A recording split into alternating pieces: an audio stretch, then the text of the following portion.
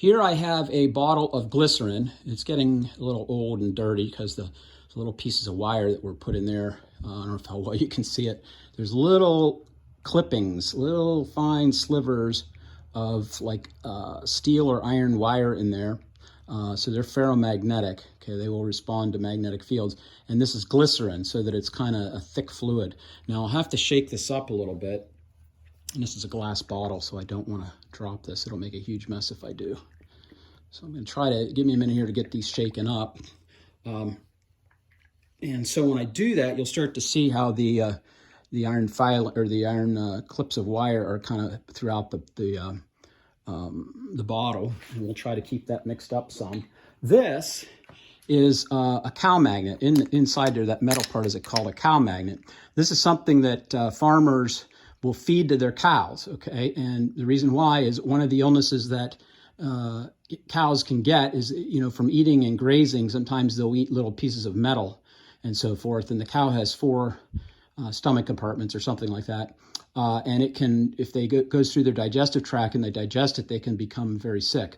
So this is a magnet, and it's nice and smooth. It's kind of a large size. You can see the size of it compared to my hand. But they will feed to this. This is the cow. The cow will swallow it. And then if they eat metal, it will trap that metal in the first compartment of the cow's stomach and reduce the amount of metal digested to help keep them healthier. This plastic test tube looking thing, actually, if you look carefully, you might, that might look familiar to you. And that's because this is actually a 2-liter bottle blank. Okay, this is actually how 2-liter bottles start. All right, and then they heat them up, blow air into them, into a mold to make the 2-liter bottle that your soda goes in. But this is how they start. Okay, so this is a 2-liter bottle blank.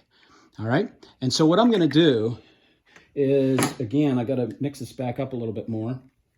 But hopefully, if I set this down here, let's see if I can get now they're mostly at the top. I got to get the little clips of steel wire, iron wire kind of mixed through there a little better.